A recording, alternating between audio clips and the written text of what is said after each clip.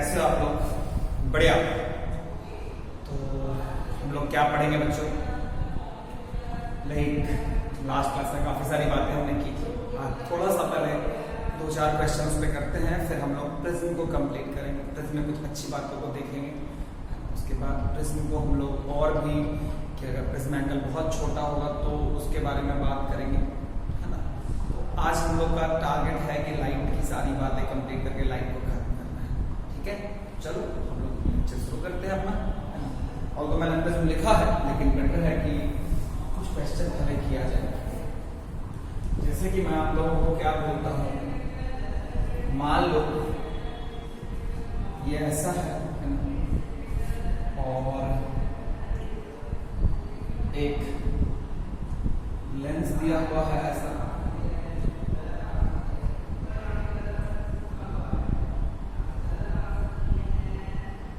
ठीक है। मान लो इसका रेडियस ऑफ कर्वेचर है 20 सेंटीमीटर, इसका रेडियस ऑफ कर्वेचर है 30 सेंटीमीटर। ये समझ लो 2 है, ये 1 है, ये 1। यहाँ पे एक ऑब्जेक्ट रख दिए हैं, है ना। ये ऐसा है, रेडियस ऑफ कर्वेचर जो है वो है 20 सेंटीमीटर। रेडियस ऑफ कर्वेचर जो है इसका 20 सेंटीमीटर है ना। और आपको बताना है कि डिस्टेंस कितना होगा, द वैल्यू ऑफ d,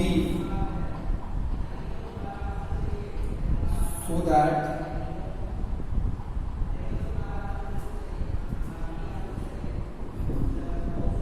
यहाँ पे एक ऑब्जर्वर है,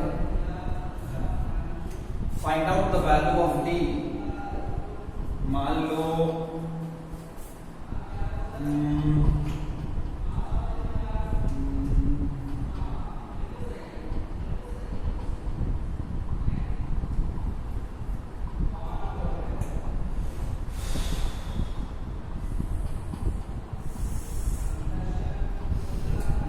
ये दिया हुआ है 30 सेंटीमीटर। आप लोग बनाना शुरू करो, ठीक है। Find out value of D, find out all possible value of D, all possible value of D, so that observer will see only on one object। मतलब सिर्फ उसको एक ही ऑब्जेक्ट दिखाई देता है। पहला ऑप्शन है,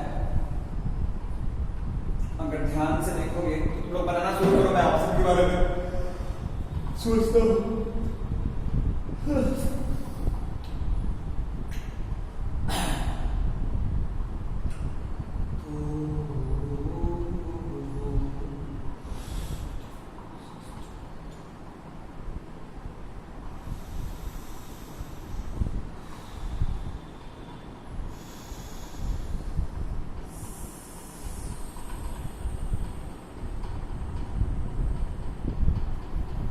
अच्छा, एक चेंजेस कर लो, इसको 30 की जगह इसको 90 कर लो, 30 की जगह 90 कर लो, ठीक है। Please do that change.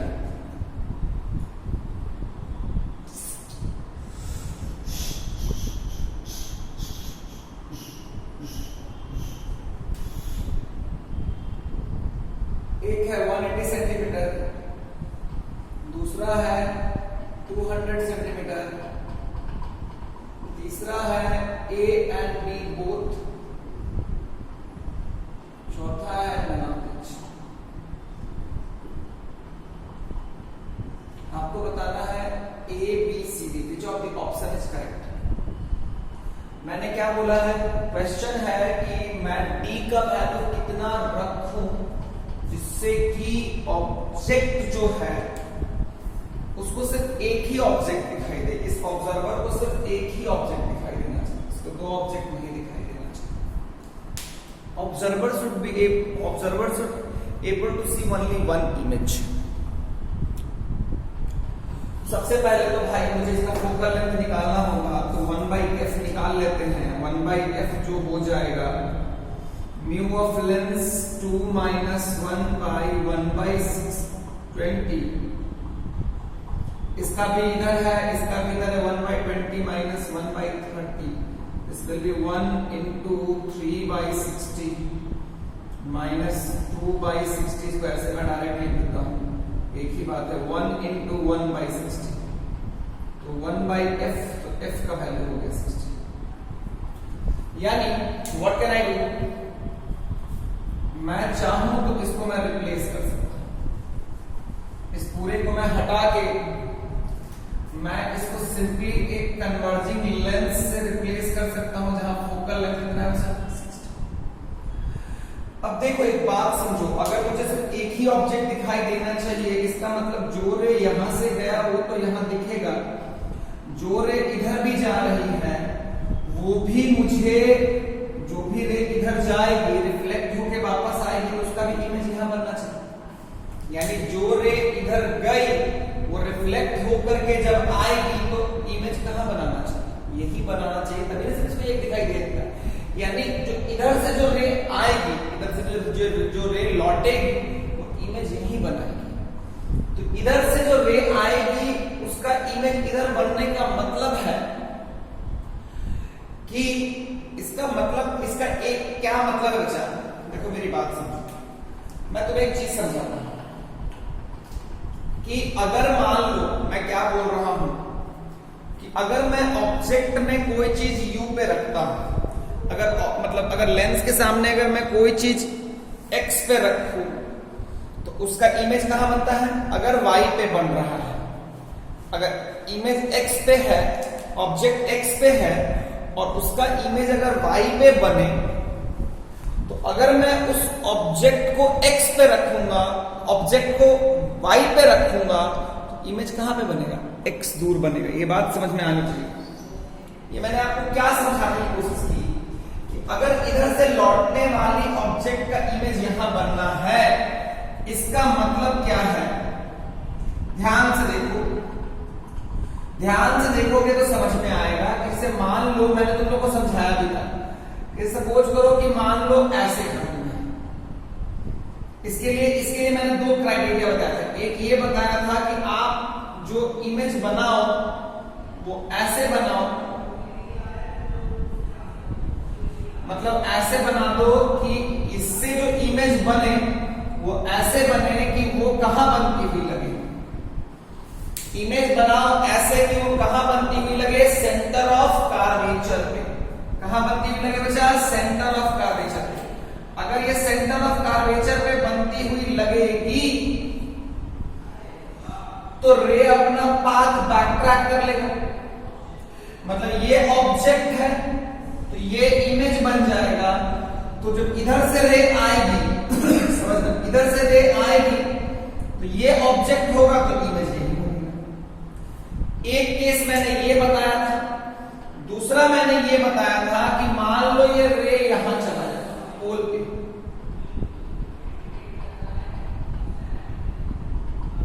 अगर ये रे मान लो पोल पे जाती है, अगर ये रे पोल पे मीट करेगी तो क्या होगा, मेरी बात समझना। हुआ क्या कि रियलिटी में यहीं पे अगर इधर से जो रे आएगी उसका इमेज यहीं बन रहा है। इसका मतलब है कि मिरर ने जो लेंस से जहां इमेज बना, मिरर ने लेंस के लिए वो पोजीशन चेंज नहीं किया। मेरी बात समझना, अगर रिटर्निंग रे से इमेज यहां बनाना है तो ये पॉसिबिलिटी तभी बनती है जब सपोज करो यहां ऑब्जेक्ट रखे और यहां इमेज बने, तो क्या ये मिरर वापस इस लेंस के लिए ऑब्जेक्ट कहां देगा, यही दे रहा है। वापस लेंस के लिए ऑब्जेक्ट यही है, इमेज कहां बनेगा, यहां पे बनेगा। मेरी बात समझ में आया? अगर तुम ध्यान से देखो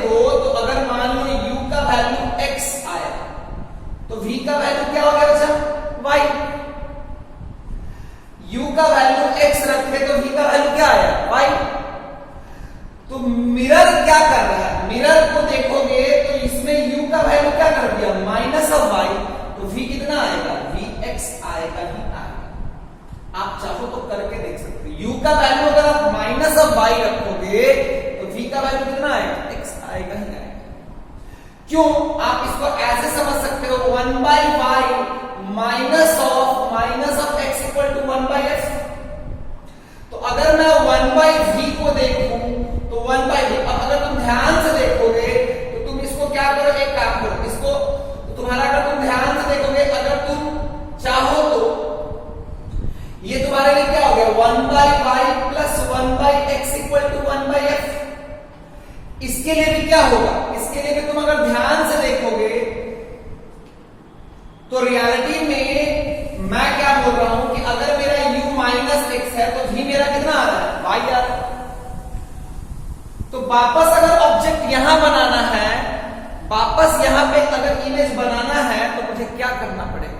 मेरे को ये मेक श्योर करना पड़ेगा कि जो रिफ्लेक्टेड रे है, जो रिफ्लेक्ट कर रही है, वो ऑरिजिन और जो लेंस की वजह से इमेज बनाता वो चेंज नहीं करना चाहिए। इसको मैंने समझाया भी था। यहां पे तुम देखोगे तो रियलिटी में क्या हो गया? रियलिटी में अगर तुम देखोगे तो जो रे आ रही है वो अगर सेंटर ऑफ कर्वेचर पे मिलेगी तो क्या हो जाएगा? वो पाथ को बैक ट्रैक कर देगी। तो इस लेंस के लिए इमेज यहां बना था, जो रे रिटर्न हुई इस लेंस के लिए ऑब्जेक्ट भी यहीं रह गया, तो ऑब्वियसली वो इमेज वहां बनेगा। क्या मेरी बात समझ में आ गई क्या? अगर तुम ध्यान से देखोगे तो ये 90 का v इक्वल टू होता है uf, वो हो गया minus of 90 into 60 by minus of 90 plus 60। तो ये हो जाएगा बच्चा minus of 90 into 60 by minus of 30, cut जाएगा, ये हो जाएगा 180। यानी ये 180 है। अगर मान लो बनाना है और सेंटर ऑफ कर्वेचर में मिल रहा है तो ये 180 है। If this is 180 it mean this is how much? 160। या कोई भी ऑप्शन मैच किया क्या? नहीं। दूसरा क्या है कि आप इससे इमेज कहां बना दो? पोल पे। इमेज को पोल पे बनाओगे तो पोल, अगर सपोज करो, मेरी बात समझना, अगर मान लो एक ऑब्जेक्ट को तुम पोल पे रखोगे तो उसका इमेज भी कहां बनेगा? पोल पे। तो लेंस ने जो इमेज पोल पे बनाया तो इस मिरर के लिए ऑब्जेक्ट कौन हो गया? ऑब्जेक्ट कहां हो गया? पोल पे। तो इमेज भी कहां बना देगा? पोल पे। तो क्या मिरर ने कोई चेंज किया या नहीं किया? कोई चेंज नहीं किया। बेसिकली अगर आप ध्यान से देखोगे तो फिर से इस लेंस के लिए ऑब्जेक्ट यही हो गया। इसको ऑल्दो मैंने लास्ट क्लास में समझाया था, मैंने एक पर्टिकुलर पर्सपेक्टिव में समझाया था, आप वीडियो को देख सकते हो। लेकिन जो मैं आप लोगों को सबसे इंपॉर्टेंट चीज समझाना चाहता हूं कि लेंस जहां पे इमेज बना रहा है, वापस जो रे रिफ्लेक्ट कर रही है उसके लिए ऑब्जेक्ट वही है जहां पे लेंस ने इमेज बनाया था। चाहे रे सेंटर ऑफ कर्वेचर को, चाहे इमेज सेंटर ऑफ कर्वेचर पे बने, चाहे रे सेंटर ऑफ कर्वेचर पे बने, चाहे इमेज सेंटर ऑफ कर्वेचर पे लेंस बनाए, चाहे इमेज पोल पे बनाए। क्योंकि सेंटर ऑफ कर्वेचर पे अगर इमेज बनाएगा तो जो रे रिफ्लेक्ट होगी वो कहां से आती हुई लगेगी? सेंटर ऑफ कर्वेचर के लिए। तो वापस उस लेंस के लिए ऑब्जेक्ट कहां हो गया? सेंटर ऑफ कर्वेचर के लिए। अगर इमेज पोल पे बना देंगे तो जो वापस जो रे लौटेगी तो उस लेंस के लिए ऑब्जेक्ट कौन अपीयर होगा? पोल पे ही अपीयर होगा। कोई दिक्कत वाली बात नहीं। क्या मेरी बात समझ में आई क्या? हाँ ना बोलो? हाँ। तो या तो ये डिस्टेंस 180 होगा या तो ये डिस्टेंस 180। तो ये डिस्टेंस 180 होगा तो ये d का वैल्यू 160 हो जाएगा। अगर ये डिस्टेंस 180 है, अगर ये डिस्टेंस 180 है, ये डिस्टेंस 180 होगा ही होगा। यानी अल्टीमेटली ये होगा, और वो एक ऑप्शन 180 सेंटीमीटर से होता या एक ऑप्शन 160 सेंटीमीटर से। तो इसमें काफी सारी बात थी, मेरे ख्याल से आपको समझ में आ जाना चाहिए। क्या मेरी बात पूरी क्लियर हो गई क्या? हाँ ना बोलो। हाँ, ये बात देखो मैंने समझाया भी था कि u अगर माइनस एक्स होगा तो फिर क्या होगा y, यहाँ पे एक्सप्रेशन आ जाएगा 1/y plus 1/x equal to 1/f। अगर u को माइनस y कर दोगे तो क्या हो जाएगा? बेसिकली v को अगर x तो 1/x माइनस ऑफ y, ये कितने के बराबर हो जाएगा? 1/x plus y। अल्टीमेटली ये वापस इस रिलेशन को सूट किया कि नहीं? 1/x प्लस 1/y क्या आ गया? 1/f, है ना? तो अगर मैंने x पे रखा, y पे बना, तो अगर मैं y पे रखूंगा इस साइड में तो वापस कितने पे बनेगा? x पे बनेगा। कोई दिक्कत वाली बात नहीं है। क्या मेरी बात क्लियर हो गई क्या? आना बोलो। आया। मिटा दूं मैं? हाँ सर। इसको आप प्रिंसिपल ऑफ रिवर्सिबिलिटी से भी समझ सकते हो। खैर ध्यान देने वाली जो बात थी मैंने आपको समझा दी।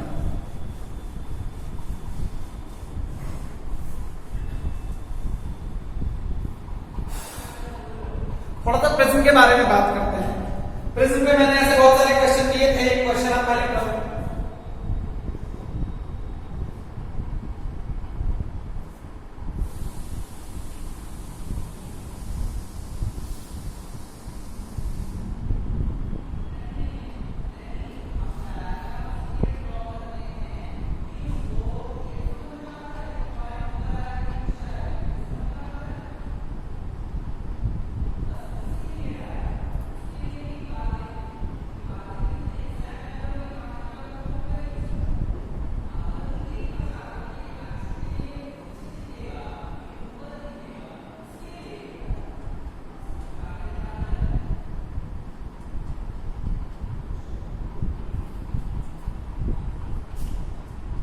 R1, R2 और E बताना है। ऑप्शन ए है 45, 30 एंड 45।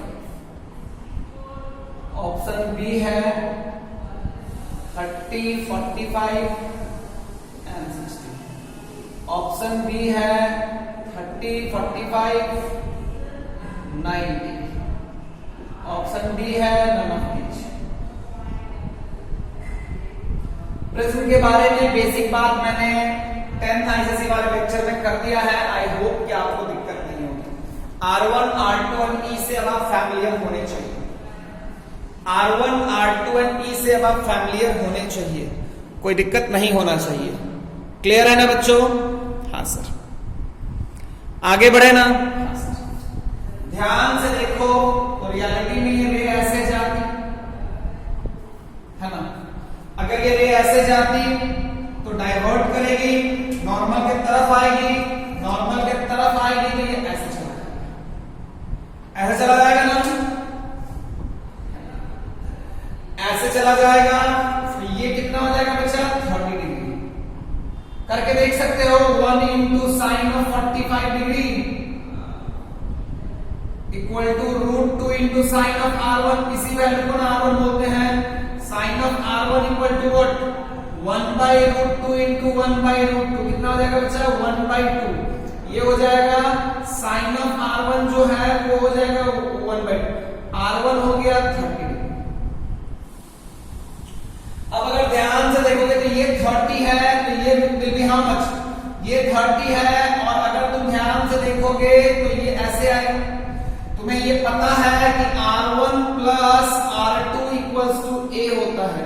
तो R1 हो गया 30, R2 इक्वल्स टू A हो गया 75 degree. R2 will be how much? 75 minus 30 कितना हो जाएगा? 45 degree. This will be how much? 45 degree, है ना।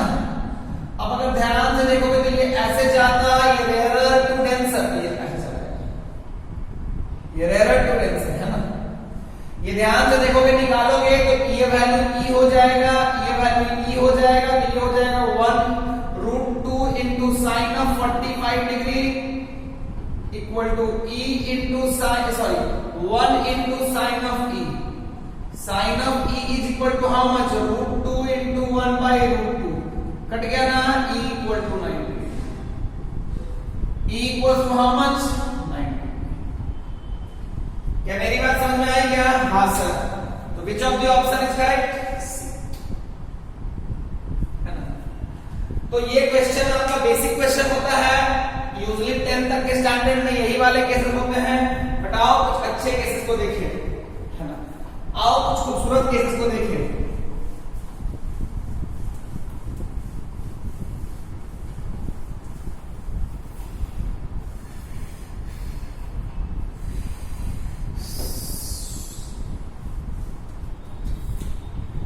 अगर मान लो ये ऐसा हो जाए,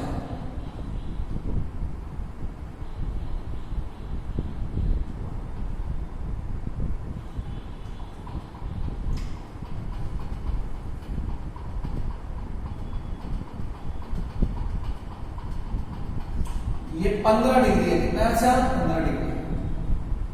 this is how much, this is how much 45 degree. This is how much 1√2 and 1।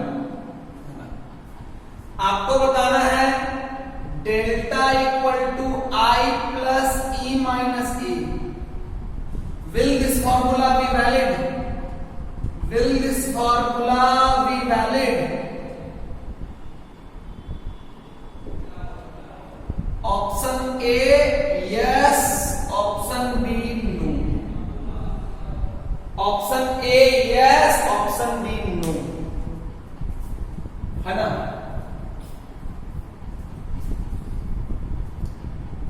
चलो बढ़िया से सोचो, बनाओ, है ना, मजा आएगा, आपको अच्छा लगेगा।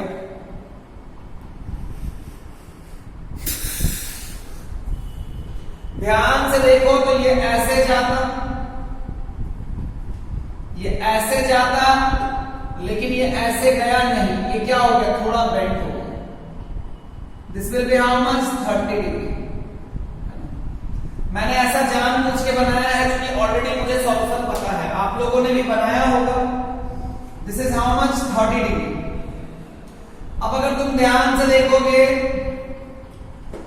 क्यों ऐसा हुआ, 1 into sin of 45 degree equal to √2 into sin of R1. So R1 will be how much, 1 by √2 into 1 by √2, 1 by 2. So this will be how much, 30 degree sin of R1. So R1 will be this, है ना। अब अगर तुम ध्यान से देखोगे तो ये वाला फॉर्मूला लगाओगे, R1 plus R2 equal to A, 30 plus R2 equal to A, यानी R2 equal to A minus 30 and A is 15, यानी जरूर कुछ ना कुछ गड़बड़ है, A नेगेटिव आ रहा है ना। नेगेटिव का मतलब हमें सावधान होने की जरूरत है, एक बार बेसिक चलते हैं। ये 30 है, दिस इज हाउ मच, ये कितना है, ये 60 हो जाएगा, ये 60, ये 15, तो ये कितना हो जाएगा, this will be how much, this will be how much, this is how much. ये वाला एंगल को तुम ध्यान से देखोगे तो ये हो जाएगा 105 डिग्री। 60 प्लस 15 वो हो जाएगा 75, ये हो जाएगा 105 डिग्री। तो रियलिटी में अगर याद करो ठीक से कि ये ऐसे होता था, ये एंगल हमेशा अभी तक ये थीटा क्या होता है, लेस देन 90 था। लेकिन इस वाले केस में तुम ध्यान से देखोगे तो theta is what, greater than 90। Theta is less then 90 नहीं है, थीटा इज ग्रेटर देन 90, कोई प्रॉब्लम नहीं है। क्या मेरी बात समझ में आई क्या? हाँ सर। अब अगर ध्यान से देखोगे इस केस में जो नॉर्मल था वो ऐसा होता था, क्योंकि 90 होने के लिए हमें इस लाइन से इधर डालना होता था। इसमें सोचोगे तो ऐसे डालोगे तो 90 के लिए ऐसे डालना होगा, है ना, ऐसे। क्योंकि अगर यही एंगल अगर 90 से बड़ा है तो नॉर्मल तो इधर ही हो जाएगा ना भाई। तो नॉर्मल जो हुआ वो ऐसे हो गया, नॉर्मल जो हुआ वो ऐसे हो गया। ये एंगल कितना हो जाएगा, क्योंकि ये एंगल तो 90 है, तो ये एंगल कितना हो जाएगा बच्चा, ये एंगल हो जाएगा 15 डिग्री। कितना हो जाएगा बच्चा, 15 डिग्री। ये रे ऐसे जाती, ये रे ऐसे जाती, कोई प्रॉब्लम है क्या? लेकिन ये तो √2 है, ये 1 है, तो ध्यान से देखोगे तो एक बार किधर घुमा, क्लॉकवाइज, दूसरा बार किधर घूम गया, एंटी क्लॉकवाइज। जबकि ये वाले फॉर्मूले में दोनों तरफ क्या था, दोनों बार क्लॉकवाइज क्लॉकवाइज घुमा था तभी ये वाला फॉर्मूला आया था। जब पहला सरफेस से गया तो ऐसे से ऐसे हुआ, फिर दूसरे सरफेस में भी ऐसे जा रहा, ऐसे था ऐसे हुआ, फिर ऐसे जा रहा था ऐसे हो गया था। वो दोनों को जोड़ने के बाद वो आया था। लेकिन क्या यहाँ पे ये चीज वैलिड होगा क्या? नहीं सर, यहाँ पे दोनों बार सेम तरफ में घुमा है, अपोजिट में भी घुमा है, अपोजिट में भी। तो मैं ऐसे आपको और पिक्चर क्लियर करूंगा कहां पे क्या होगा, कहां पे क्या होगा मैं उस सब के बारे में बताऊंगा। लेकिन तत्काल एक चीज समझ में आना चाहिए कि अगर आंसर थोड़ा सा भी नेगेटिव पॉजिटिव हो तो सतर्क हो जाना है। और सतर्क होके क्या करना है? सतर्क होने के बाद सबसे पहला स्टेप है कि आप बेसिक से जाओगे, सारे फॉर्मूला को भूल जाओगे। जैसे ही लगा आगे पीछे हुआ तो भूल जा करके सिंपली बेसिक पे जाके बात करना है।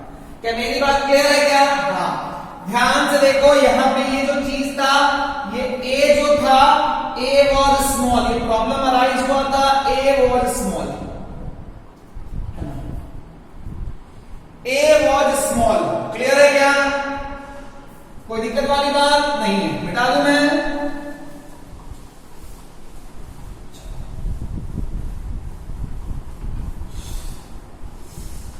आओ और थोड़ा वैरायटी का क्वेश्चन देखें।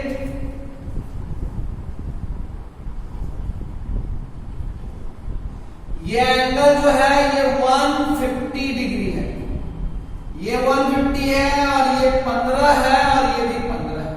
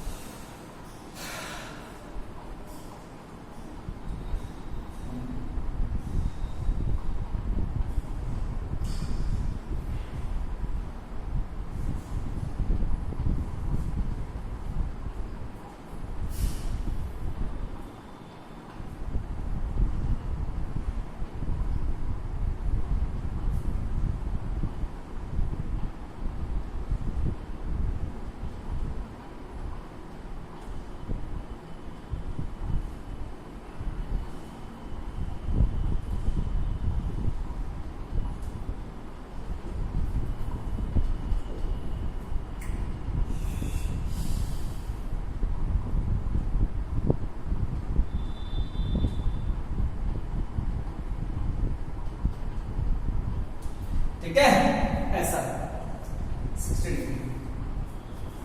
आपको क्या करना है? मैं जो पूछूं इस सरफेस का S1 इसको S3 बोल दो और इसको S2 बोल दो। क्वेश्चन है find out the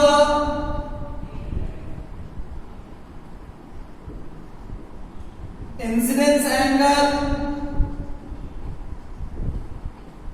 at S2. Option A 30 degree, option B 45 degree, option C 60 degree, option D none of these. चलो बताओ। Option D none of these.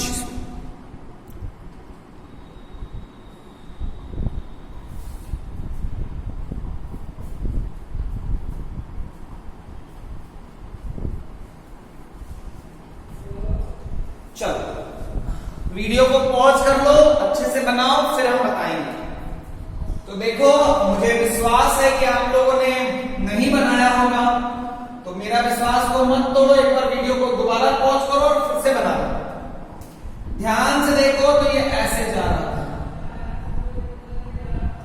ये 60 था, ये लगाओगे यहां पे 1 into sine of 60 equal to √3 sine of R1। Sine of R1 को ध्यान से देखोगे, √3/2 इंटू 1/√3 कट जाएगा 1/2, तो R1 का वैल्यू हो जाएगा 30। R1 is how much? 30 degree. R1 is how much? 30 degree. ठीक है, अब ये अगर ये 30 डिग्री हो गया तो ये ऐसे चला जाएगा, रियलिटी में देखो बच्चे के दिमाग में आता है वो ऐसे बनाता है। चलो ये 30 ले लेते हैं तो ये 60 हो जाएगा। तो ये ट्रायंगल वाला प्रॉपर्टी फॉलो करेगा क्या? Angle will be what? More than 180। यानी ये कभी भी इस सरफेस पे स्ट्राइक नहीं करेगी, कभी भी सामने वाले सरफेस पे स्ट्राइक नहीं करेगी। तो चलो आते हैं, सामने वाले सरफेस पे स्ट्राइक नहीं की लेकिन कहीं तो गई, बेंड हुई है, इधर नहीं गई होगी तो इधर आई होगी।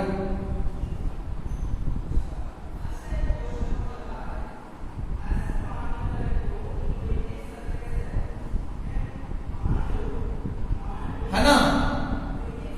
तो ये कितना हो गया बच्चा? 30 डिग्री। ये कितना हो गया बच्चा? 30 डिग्री। ठीक है।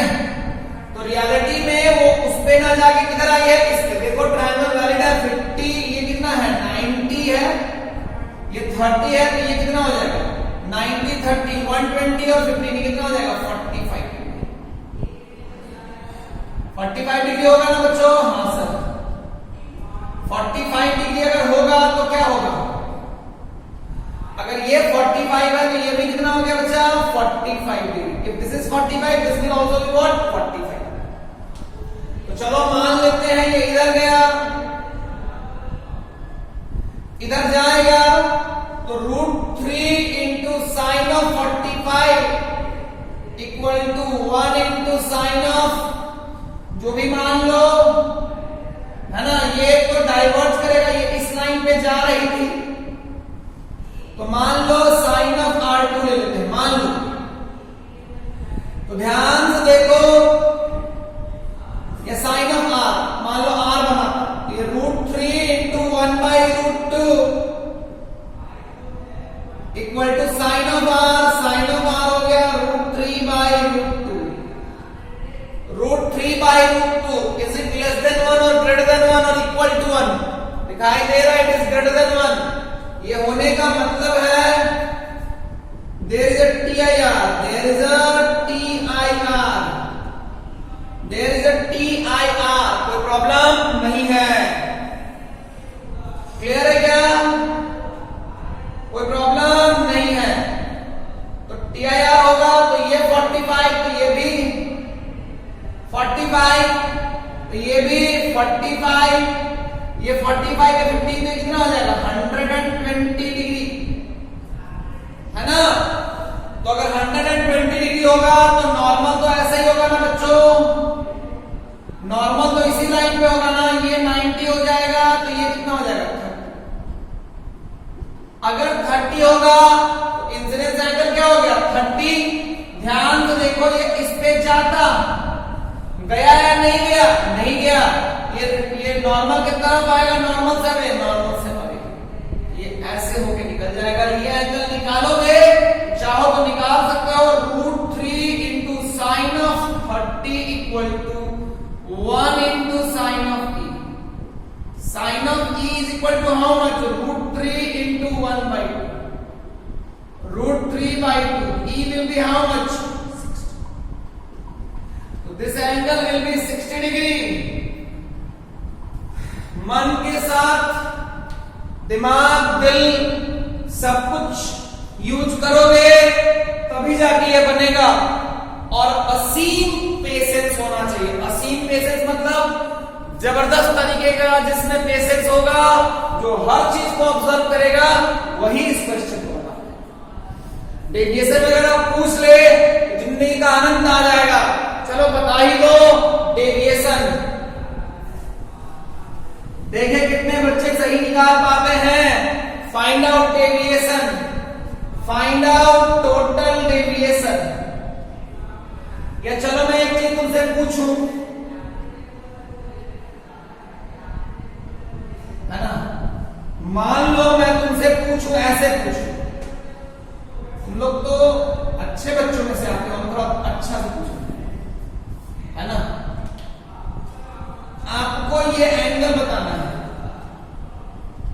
डेविएशन नहीं। आपको क्या बताना है? ये वाला एंगल, ये बताना है। आपको इसके और इसके बीच का एंगल बनाना है, ठीक है। आपको इसके इस incident ray find out the angle between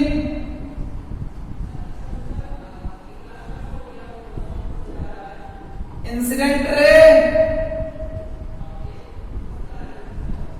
and emergent रे।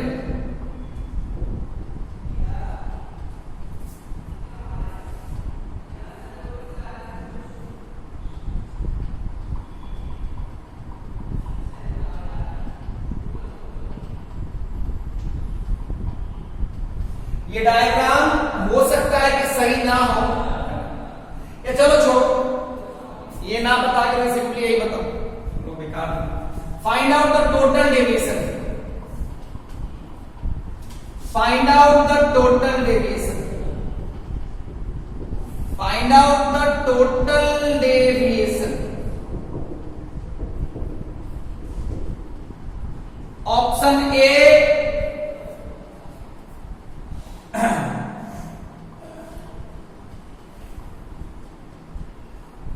60 degree anti clockwise,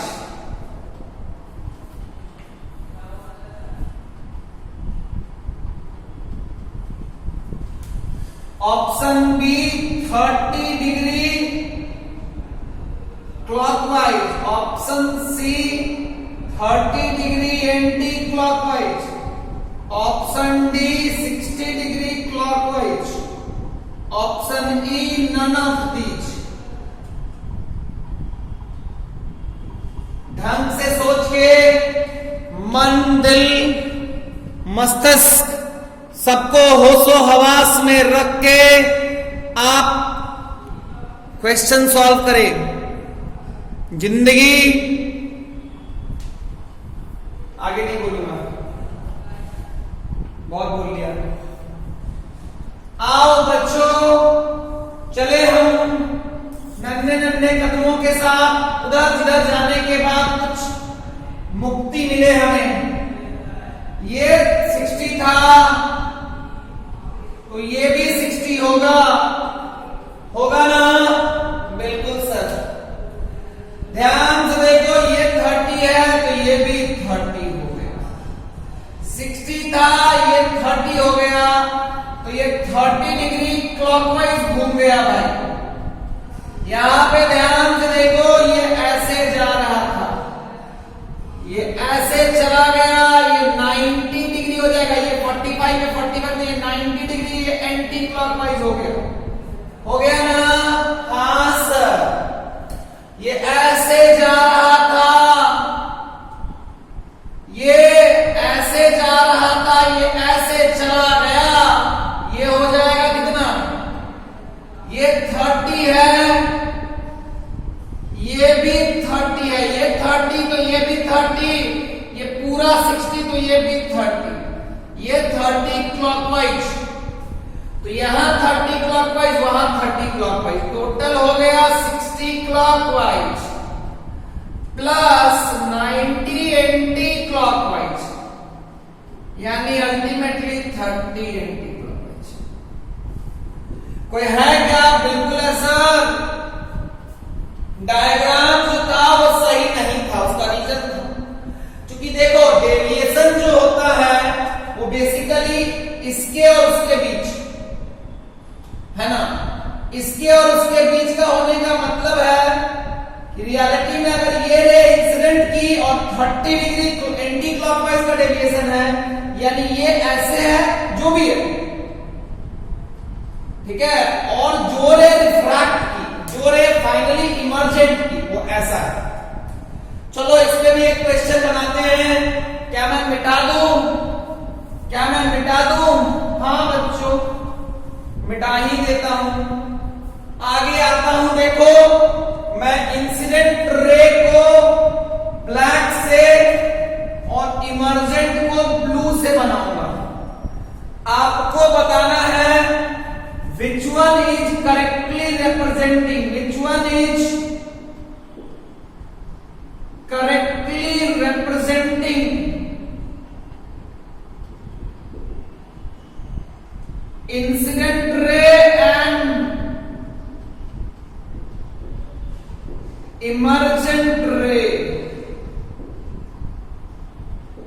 one is correctly representing incident ray and emergent ray? आओ आओ चले, पहला ऑप्शन ये इंसिडेंट है और ये इमर्जेंट है। थीटा इक्वल टू 30 डिग्री,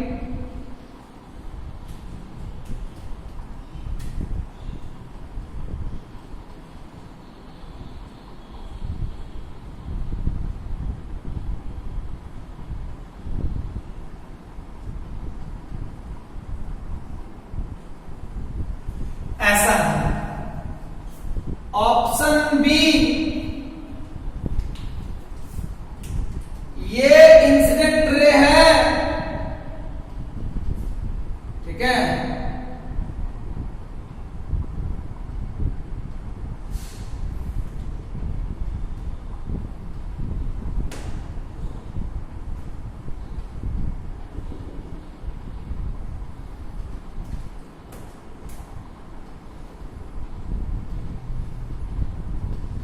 ये इमर्जेंट रे है,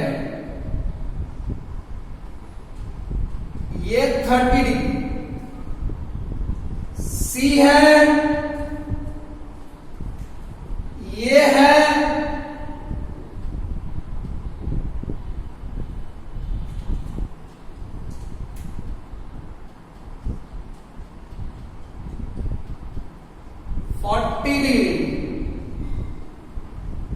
डी जो है वो नन ऑफ दीज है। A B C D, A B C D, A B C D बनाओ। ध्यान से देखो, वीडियो पॉज करो। वीडियो पॉज नहीं किए और बना नहीं लिए और सॉल्यूशन देख लिए तो गर्लफ्रेंड भाग जाएगी। सही तो डिजर्व भी वही करते हो। जो आदमी वीडियो पॉज नहीं करेगा और बना लेगा तो समझ लो जिंदगी में कुछ नहीं होने वाला है। आओ देखे, 30 डिग्री वॉज द डेविएशन, मतलब इंसिडेंट रे और इमर्जेंट रे के बीच का एंगल 30 इन विच सेंस, क्लॉकवाइज और anti clockwise. Anti clockwise, so obviously this one. Clear है ना?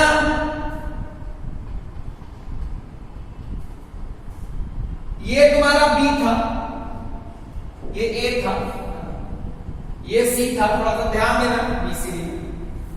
इज इट क्लियर बच्चों? हाँ सर।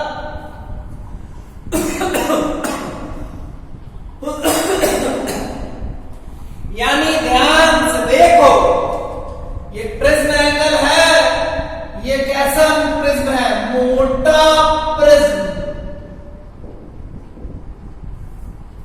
मोटा प्रिज्म हुआ तो भी जो प्रिज्म के बारे में पढ़े थे वो वैलिड नहीं हुआ। यानी कुछ चीजें तो ऐसी हैं जो दिक्कत हो रही है, तो आओ देखें कैसे कैसे क्या हो सकता है।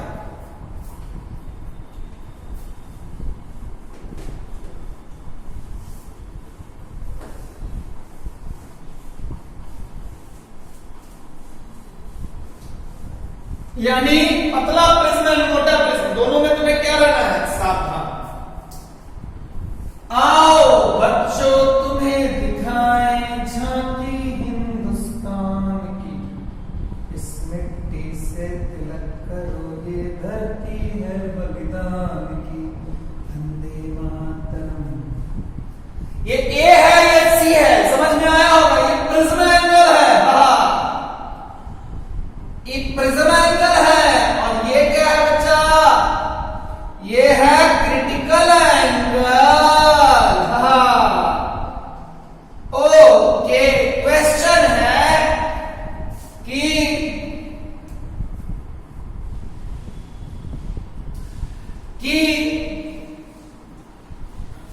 what should be the condition? What should be the condition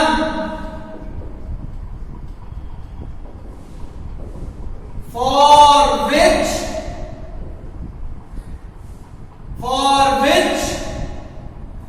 इसको S1 बोल दो, इसको S2 बोल दो, for which there is a TIR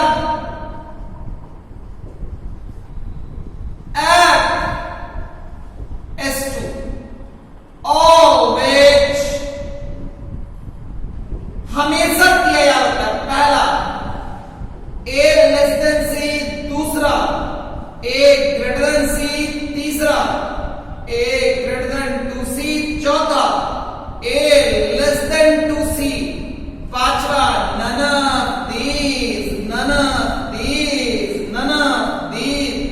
market में आया नन ऑफ दीज। बनाओ बनाओ बनाओ, सोच सोच के बनाओ, ऐसे बनाओ कि बस सब कुछ सोच लो। है थोड़ा मजेदार क्वेश्चन, शायद स्ट्राइक ना करे, बट फिर भी करवाना है, करवा के ही तो जान लोगे ना। ऑलवेज कहने का क्या मतलब है? वीडियो को पॉज करो, खुद से बनाओ, उसके बाद ऑन करके मेरी बात सुनना। ऑलवेज कहने का क्या मतलब है? What does it mean by always? Always मतलब चाहे इंसिडेंस एंगल कुछ भी हो, इंसिडेंस एंगल चाहे कुछ भी हो, there is always TIR। It means what? Let's suppose ये रे ऐसे थी, ये ऐसे गई, ये ऐसे है। अगर ध्यान से देखोगे ये R1 है, ये R2 है, जो भी है, कहने का मतलब है R2 should be greater than R2।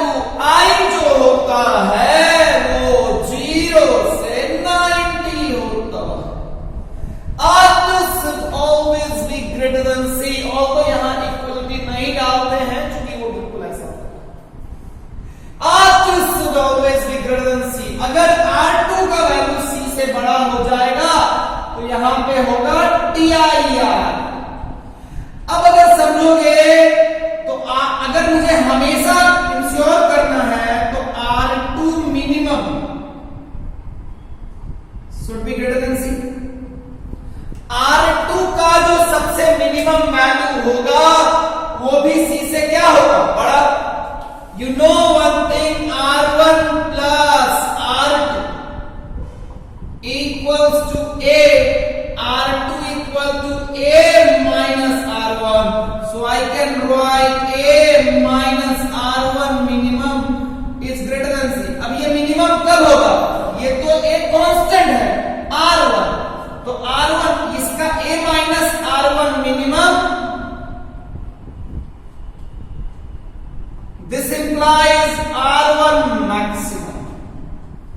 R1 maximum का मतलब I मैक्सिमम, I मैक्सिमम का मतलब 90। अब I का वैल्यू मैक्सिमम कितना होगा? 90। I मैक्सिमम मतलब कितना? 90। 90 पे R1 क्या होगा? I मैक्सिमम पे 90, R1 मैक्सिमम मतलब I मैक्सिमम। जितना बड़ा R1 होगा उतना ही बड़ा I होगा, नहीं है ना? अरे इंसिडेंस बड़ा होगा तब ना रे R1 का वैल्यू, जैसे कि भले ही एंगल वो नॉर्मल के पास आ रहा है, लेकिन जितना ज्यादा R1 I होगा उतना ही ज्यादा। जैसे मान लो, जैसे तुम 0 I0 तो R0, मान लो I30 है तो ये भले ही ये 15 है, लेकिन अगर मान लो I45 हो गया तो ये हो गया 30। ध्यान से देखो तो I बढ़ा रहे हैं और नॉर्मल के पास आना एक अलग चीज है, और I बढ़ाएंगे तो R1 बढ़ेगा। तो R1 maximum will be at which I? It will be at I equal to 30, नहीं 90। सो I मैक्स, तो मैक्सिमम I 90, उस पे R1, तो जब I 90 होता है तो R1C होता है। रेयर से डेंसर में I 90 पे R1C होगा, तो यानी ये मिनिमम का मतलब A माइनस R1 मैक्सिमम। तो R1 मैक्सिमम का वैल्यू जो आया वो आया C। A minus C is greater than C, so ultimately A greater than 2C। यानी A का वैल्यू जब 2C से बड़ा होगा तो हमेशा यहां पे TIR होगा, तो सोचने की जरूरत नहीं है, बिंदास छोड़ो। क्या मेरी बात क्लियर है? क्या मेरी बात क्लियर है? क्या यानी रे बाहर जाने वाला नहीं है, रे बाहर जाने वाला नहीं है। क्लियर है क्या? क्लियर है क्या? क्लियर है क्या? हाँ सर, मिटा दूं? हाँ सर, अच्छा ना? Yes sir. आओ आओ बच्चों, डू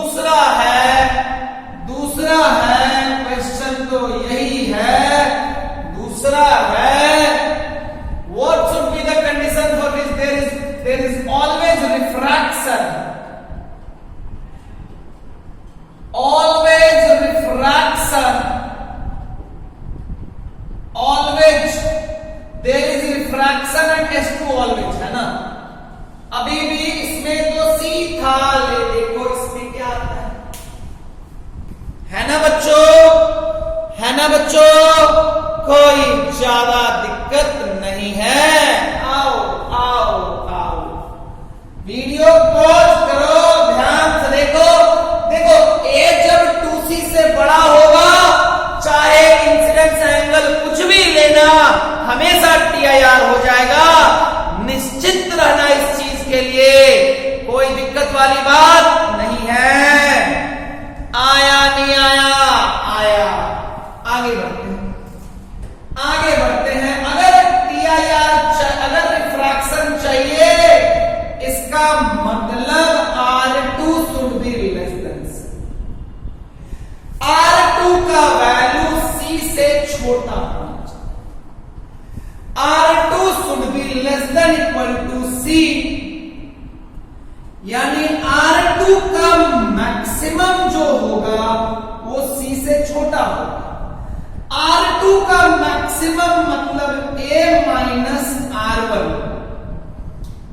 A माइनस R1 का maximum should be less than C। A minus R1 maximum implies R1 minimum. R1 minimum implies I minimum, this is equal to 0, so I 0 then R1 0। तो R1 का minimum भी क्या हो जाएगा? It means A minus 0, A minus R1 का maximum कितना होगा? R1 minimum. So A minus R1 का मैक्सिमम कितना होगा? A minus 0 is less than C, so A should be less than C। A should be less than C, A should be less than C। कोई यहां पे है लेकिन less than वाला नहीं है, इसलिए लेस देन होना चाहिए, लेस देन होना चाहिए, लेस देन होना चाहिए। क्या मेरी बात क्लियर है? अरे बोलो बच्चों, अरे बोलो बच्चों, आगे बढ़े क्या? हाँ सर। मिटा दूं क्या? हाँ सर। कोई दिक्कत नहीं। तो ध्यान से देखो, ध्यान से देखो। A माइनस R1 अगर A ग्रेटर देन 2C हुआ, A ग्रेटर देन 2C हुआ, then always TIR। A less than equal to C हुआ, ऑलवेज रिफ्रैक्शन।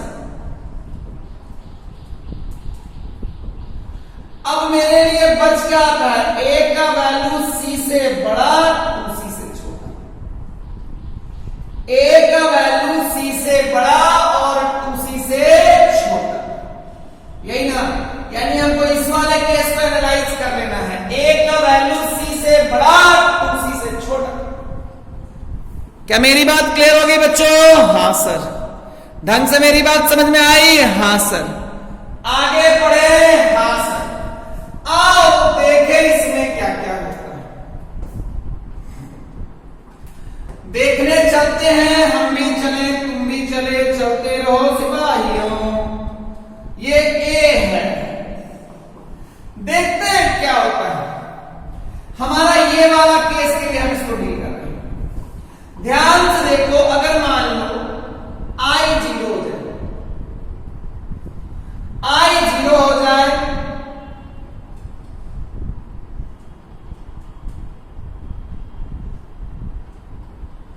अगर I 0 हो जाए तो R1 0 हो जाए, तो R2 का वैल्यू कितना होगा?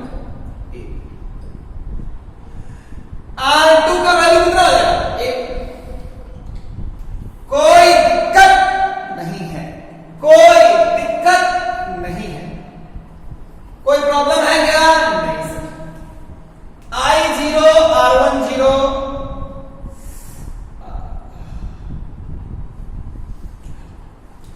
तो R2 का वैल्यू क्या हो जाएगा? 1 को तुम देखो तो 1 किससे बड़ा है?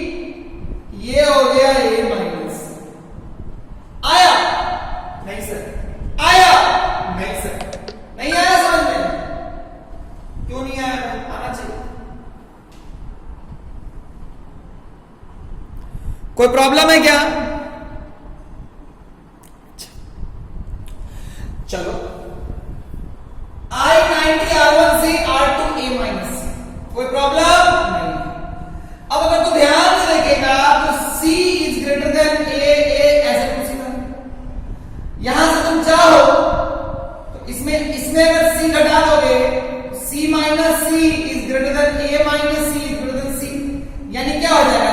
0 से a माइनस सी क्या होगा? यानी a माइनस सी जो है वो c से छोटा है, यानी इस केस में a माइनस सी पक्का c से छोटा होगा, इसलिए ऐसे जाएगा। इसीलिए यहां पे क्या होगा? रिफ्रैक्शन। और इसमें देखोगे तो रिफ्लेक्शन होगा।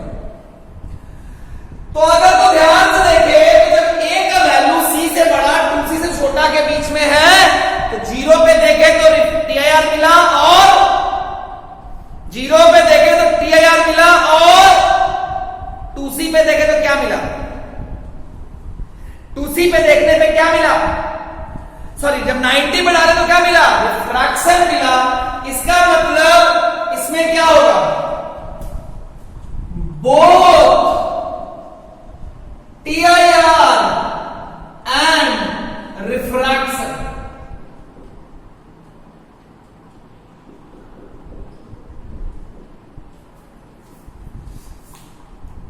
अच्छा, अब आपको क्या बताना है? अब आपको बताना है, एक क्वेश्चन मैं पूछू इसी केस का, आपको क्या बताना है? For which eye,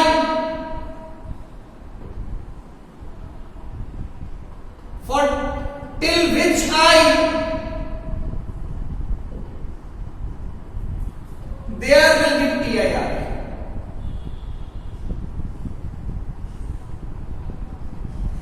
इस केस की बात कर रहा हूं, किस आई तक TIR होगा? किस आई तक TIR होगा बताना है, सोच के। Till which eye there will be TIR? ध्यान से देखो, सोचो, समझो, तो देखो होगा क्या। ध्यान से देखो तो तुम्हें मैं एक चीज समझाता हूं। क्या समझाता हूं? रियलिटी में बताऊं, ये ऐसे है, ये R2 है, ये R1 है। तो R2 का वैल्यू घटना चाहिए। R2 का वैल्यू घटने का मतलब R1 का वैल्यू बढ़ेगा। R1 का R2 है, R1 का वैल्यू बढ़ने का मतलब I बढ़ेगा। तो TIR कब नहीं होगा? जब R2 का वैल्यू लेस देन C होगा। R2 का वैल्यू जब लेस देन C होगा तो इसका मतलब क्या होगा?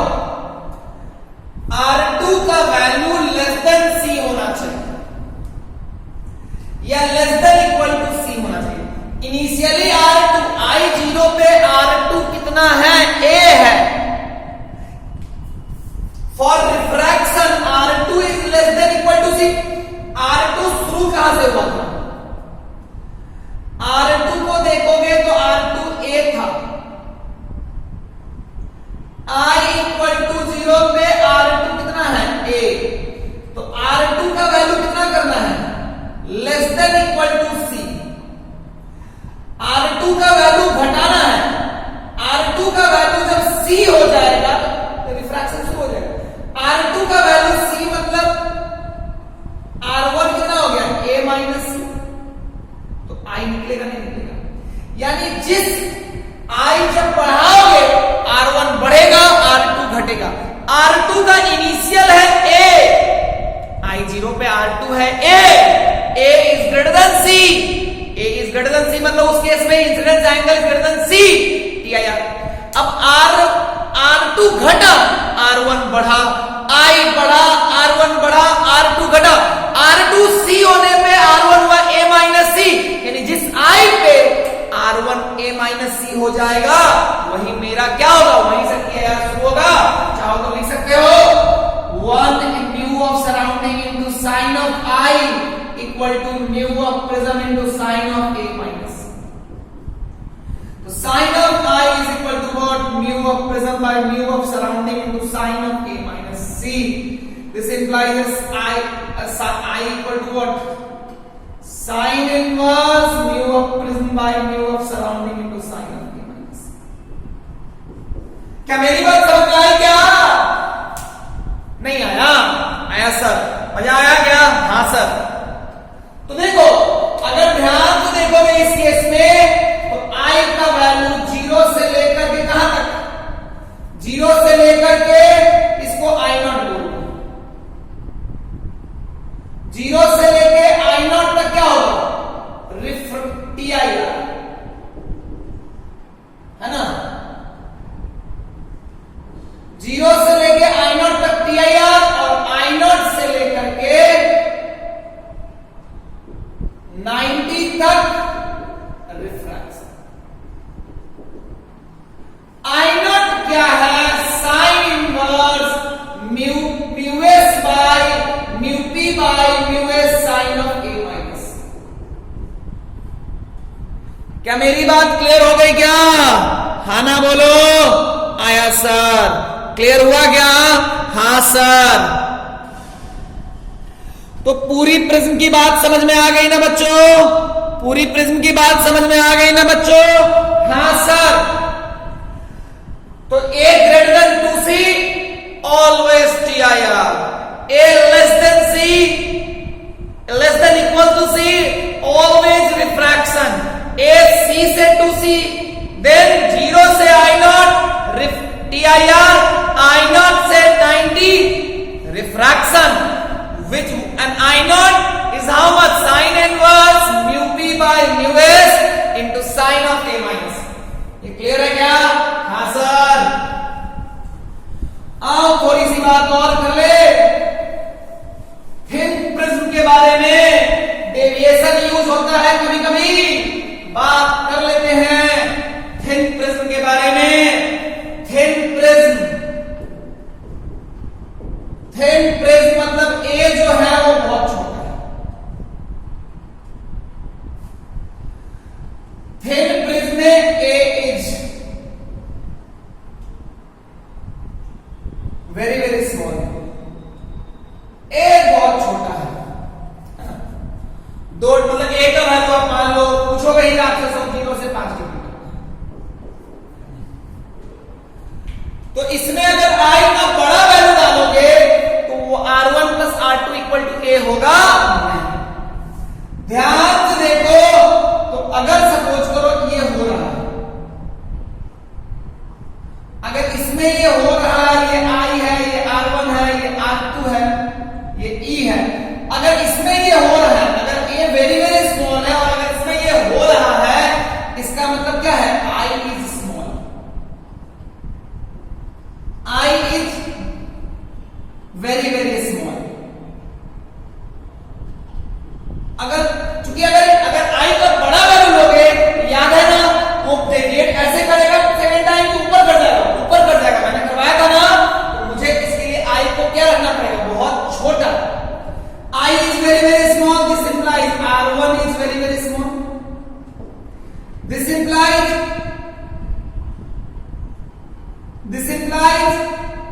R1 is very very small, और पता है R1 plus R2 equal to A होता है, तो ये छोटा तो ये भी छोटा। This implies and R2 is very very small। Am I right? No sir। क्यों? तो इस केस में जब प्रिज्म का बहुत छोटा है तो I छोटा, तो R1 छोटा, I and R1 दोनों छोटा, इसीलिए R2 छोटा, R2 छोटा, दिस इंप्लाइज E भी छोटा, यानी सब छोटा, सब छोटा। डेल्टा इक्वल टू होता है I plus E minus A। ध्यान से देखो, I को लिखोगे mu of surrounding sine of I equal to mu of prism into sine of R1। नहीं आया? आया सर। तो I इक्वल टू, क्योंकि यहां पे I छोटा है, तो mu of sine I equal to mu of prism into R1। I will be how much? Mu of prism by mu of surrounding into R। Similarly वहां पे बात करोगे mu of sin of R2 equal to mu of prism into sin of R2, E surrounding prism. तो यहां से ध्यान से देखो तो mu of prism R2 क्योंकि छोटा है ना भाई, छोटा है ना भाई, E equal to mu P by mu S into R2। मैंने जब छोटा प्रिज्म है तो मैंने I को भी बहुत छोटा रखा, I छोटा तो R1 छोटा छोटा, सब छोटा, छोटा छोटा, ध्यान से समझो। I equal to what? Mu p by mu s, r1 plus mu p by mu s, r2 minus a, mu p by mu s हो गया common, r1 plus r2 minus a हो गया कॉमन, क्योंकि ये तो a होता है, हो गया mu p minus mu s minus a। तो कभी दे दे तो चिंता नहीं करना है, और ध्यान रखना है कि ये थिन प्रिज्म में कब वैलिड है, जब itself I are very very small. If I will be more, then this I r1 plus I plus e minus a will not be valid, because maybe second time rather than bending clockwise it may bend anti-clockwise. इसीलिए formula हम लगाते हैं। क्या मेरी बात समझ में आई? क्या समझ में आया ढंग से? कोई दिक्कत वाली बात नहीं है? क्लियर हो गया क्या? आज के लिए इतना ही, अगली क्लास में फिर मिलेंगे नए चैप्टर के साथ। लाइव इतना ही, क्लास 10 के बच्चों के लिए काफी है। फिर मिलेंगे बच्चों, टाटा बाय।